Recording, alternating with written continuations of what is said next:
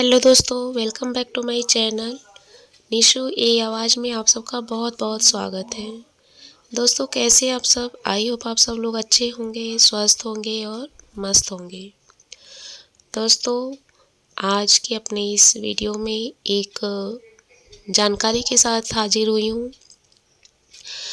जैसा कि आप लोगों को मेरी आवाज़ से पता लग रहा होगा, आवाज़ अभी सही नहीं है, तो मैं सॉन्ग नहीं गाऊँगी आज।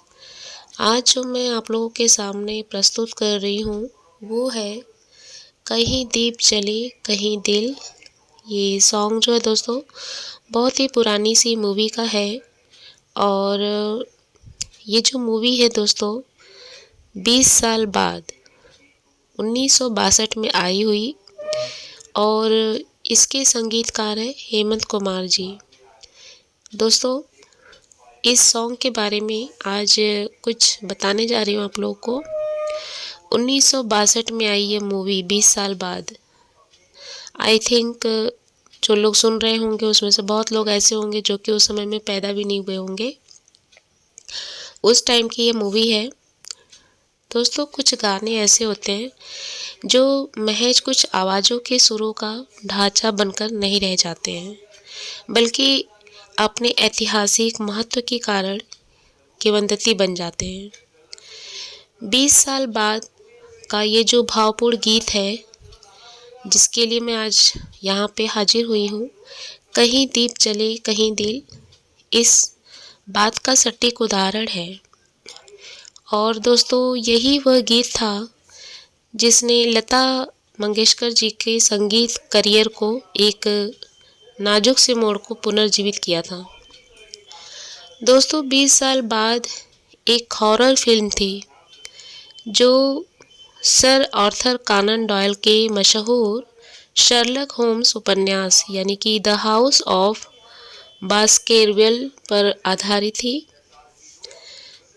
और विश्वजीत और वहीदा रहमान अभिनीत इस फिल्म में दर्शकों को डराने के लिए कुछ खौफनाक दृश्य भी थे।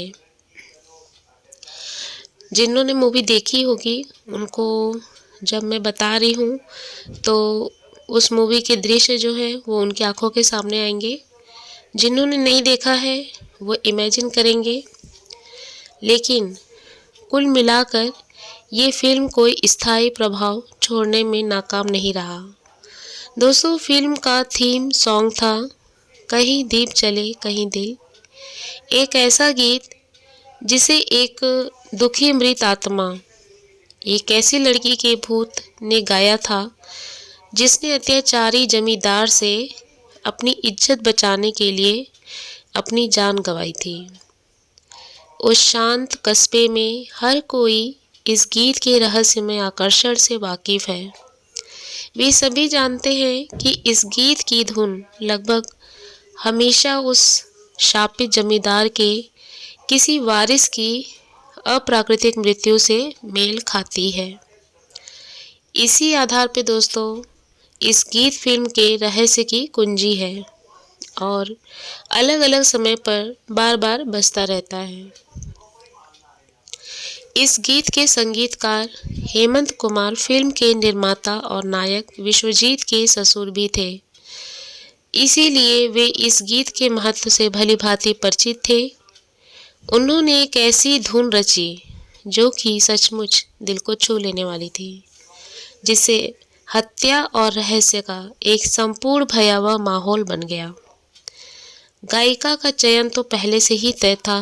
महल में आएगा आने वाला, महल मूवी थी दोस्तों उस समय आई हुई, और उसका एक गाना था आएगा आने वाला आएगा, और मधुमती में आ जा रे परदेसी जैसे गीतों के अपने शानदार गायन से लता मंगेशकर जी ने पहले से ही इस शैली में अपनी महारत साबित कर दी थी। और हेमंतदा को पूरा विश्वास था कि उनकी रचना के लिए लता ही गायिका होंगी।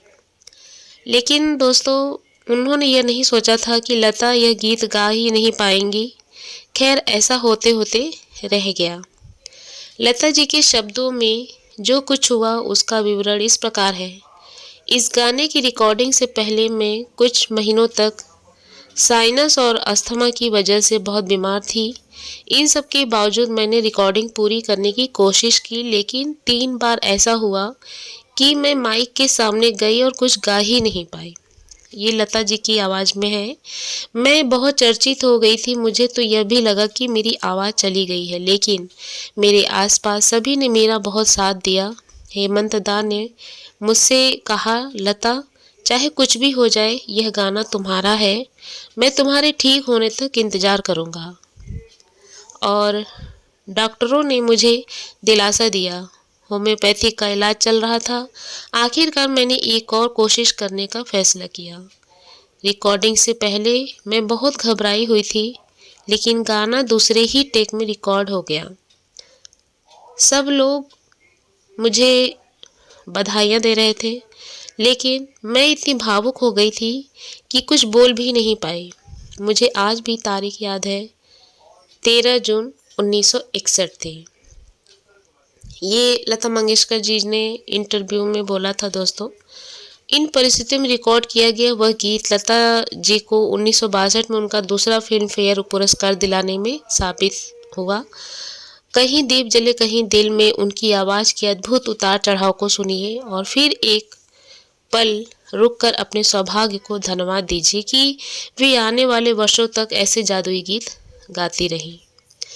तो लता मंगेशकर जी अभी हमारे बीच में तो नहीं रहीं, लेकिन उनकी जो यादें हैं गानों के माध्यम से हम तक हमेशा बनी रहती हैं, हमारे बीच में रहती हैं।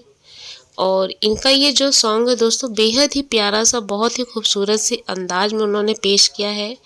और इस गाने के जो बोल हैं दोस्तों, इनकी जो वर्डिंग है, उन्हें कभी आप ध्यान से सुनिएगा। और इस गाने को मैं गाना तो चाहती हूँ, लेकिन फ़िलहाल गाऊँगी नहीं क्योंकि आवाज़ बहुत ख़राब है, तो रहने देते हैं, फिर कभी सुनाएंगे इस गाने को। बाकी इस गाने के बारे में मैंने जो भी जानकारी दी, आई थिंक आप लोगों ने कभी जाने नहीं होंगे कि इस गाने के पीछे इतनी बड़ी कहानी थी लता मंगेशकर जी की। तो बस दोस्तों, आज के लिए इतना ही। तो चलिए दोस्तों, मिलते हैं अपने एक नए वीडियो में, और हो सकता है आने वाली वीडियो में मेरी आवाज़ सही हो जाए। तो बस आज इतना ही। तो चलिए, तब तक के लिए बाय बाय, सी यू।